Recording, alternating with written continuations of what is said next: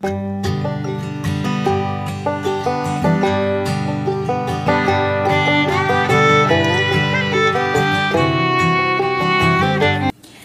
datang di my YouTube channel Sisi Anci.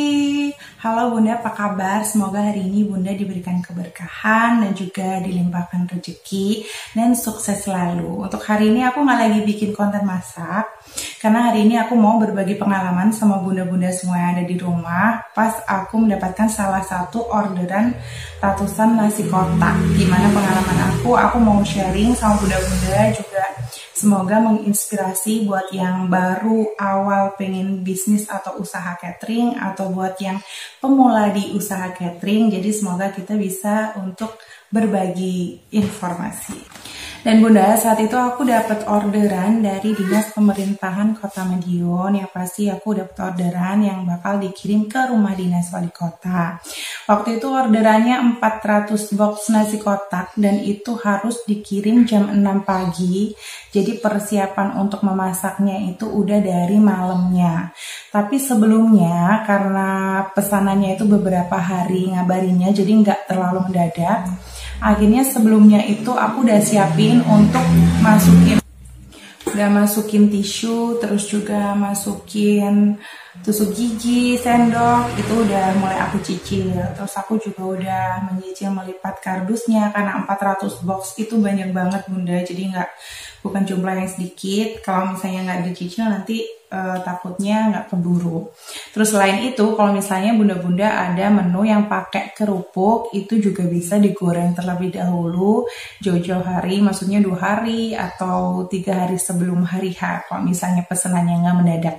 Dan aku juga mau kasih tips buat bunda-bunda untuk catering pemula atau yang baru mau usaha bisnis catering. Kalau misalnya dapat pesanan yang banyak, ratusan gitu, bunda-bunda bisa untuk memberikan pilihan menu kepada customernya. Jadi sebelum deal-dealan menu itu harus sudah dipersiapkan apa aja menu yang akan ditawarkan. Dan kalau bisa yang mempunyai daya tahan yang lebih lama dan juga lebih panjang, jadi nggak cepet basi gitu.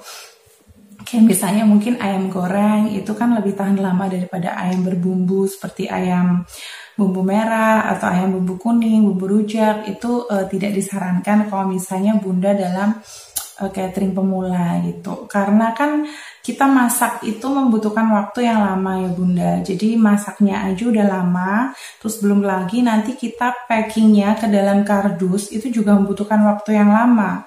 Kalau misalnya di atas 100 box itu udah dipastikan kita membutuhkan waktu yang berapa jam gitu. Jadi takutnya nanti kita udah dari masak ke packing itu udah membutuhkan waktu mungkin kurang lebih 4 atau 5 jam.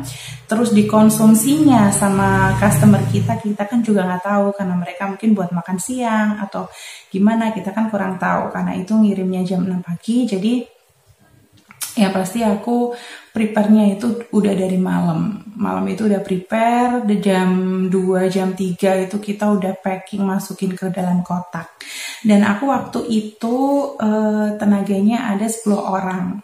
10 orang yang menangani gitu. Kalau misalnya buat bunda-bunda yang pemula itu jangan berkecil hati. Jadi bunda-bunda mungkin bisa untuk minta tolong tenaga tambahan untuk waktu pas ada acara seperti itu, mungkin di saudara terdekatnya atau mungkin tetangganya gitu, bisa ya Bunda. Jadi dikoordinasi supaya Bunda juga nggak terlalu kewalahan gitu. Selain itu bunda-bunda juga harus merinci gitu bahan apa aja yang akan dibelikan. Nanti kalau misalnya untuk pesanannya itu bahannya itu jangan lupa ditambahkan ke tenaga. Jadi biaya tenaga itu langsung dihitung juga, langsung dirinci.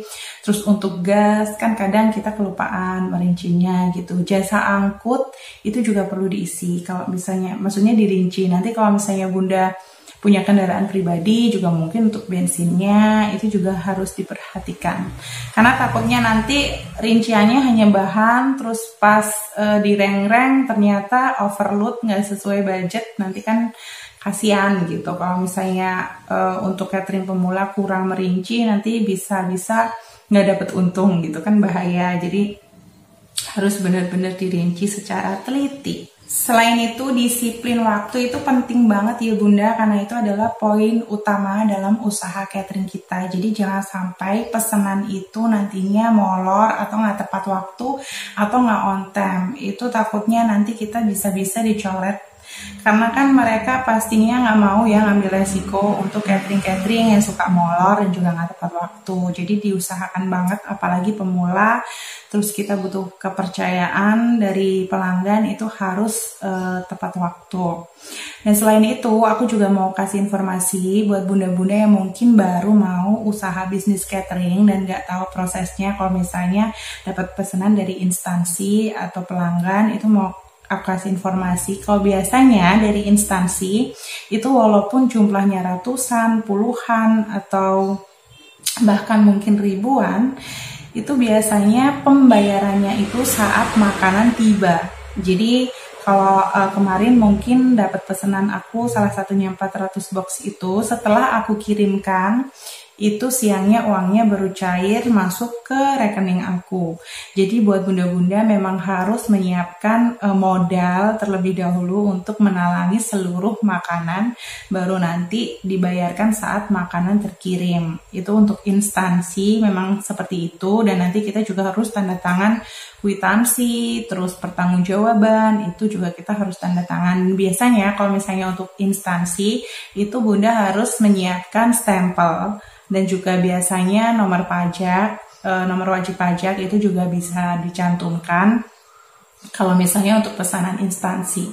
Tapi kalau misalnya pesanan perorangan atau customer biasa, bunda kalau bisa minta DP dulu minimal 50% untuk waspada aja ya bunda, gitu kan. Zaman seperti ini kasihan nanti kalau misalnya udah bikin dan nanti ke cancel atau nggak jadi atau hit and run gitu banyak banget, dan saya juga pasti sudah pernah mengalami seperti itu.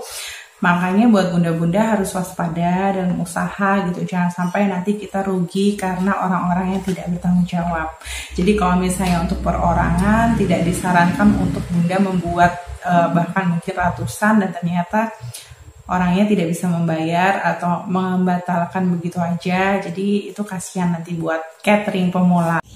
Selain itu, bunda-bunda juga sebaiknya gitu punya yang namanya internet banking atau yang SMS banking gitu, karena itu sebenarnya penting. Karena ketika ada customer yang kasih tahu, misalnya bun aku udah transfer sekian gitu, nanti kita bisa langsung cek saat itu juga. Kalau misalnya kita punyanya ATM aja, mungkin nanti akhirnya kayak nanti aja ngeceknya dan ternyata uangnya belum masuk. Nah itu kan bahaya. Jadi di situ nanti bisa akan ada kita ketipu, karena udah banyak banget kasus yang memang dia tuh kasih slip transferannya, namanya, terus juga nominalnya sama, tapi dicek di ATM itu nggak ada dana masuk. Jadi kita harus waspada dan juga berhati-hati ya bunda ya. Buat bunda-bunda yang pasti catering pemula dan juga yang mungkin baru mau mengawali, harus kuat mental, siapkan mental, kita harus terus maju. Dan kalau misalnya udah bertekad, lakukan aja gitu, jangan ditunda-tunda, karena nanti kalau misalnya ditunda-tunda akhirnya melanggar sampai tujuan. Karena apapun itu kita pasti sampai kok gitu. Kalau kita mau pengen sesuatu atau mau bisnis maju atau kita mau usaha apapun, itu insya Allah pasti akhirnya kita akan tetap meraihnya. Jadi kita nanti akan sampai ke tujuan kita, walaupun prosesnya satu sama lain orang pasti beda-beda gitu kan, nggak sama risan waktunya. Tapi ketika kita udah benar-benar berusaha, kita benar-benar berdoa, insya Allah nanti kita pasti tetap sampai ke tujuan kita.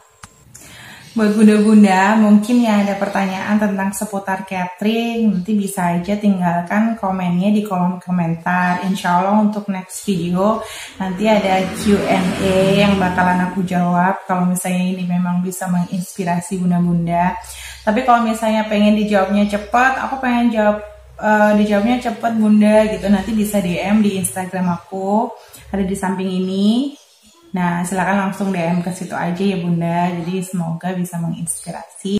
Jadi terima kasih buat bunda-bunda yang memang sudah menyimak videonya sampai selesai. Jadi semoga bisa menginspirasi, bisa mengedukasi, dan juga memberikan informasi untuk bunda-bunda yang catering pemula atau mungkin catering yang pengen usaha catering gitu. Sekali lagi saya mohon maaf kalau masih banyak kekurangan. Terima kasih sekali lagi sudah menyimak video sampai selesai. Bye-bye.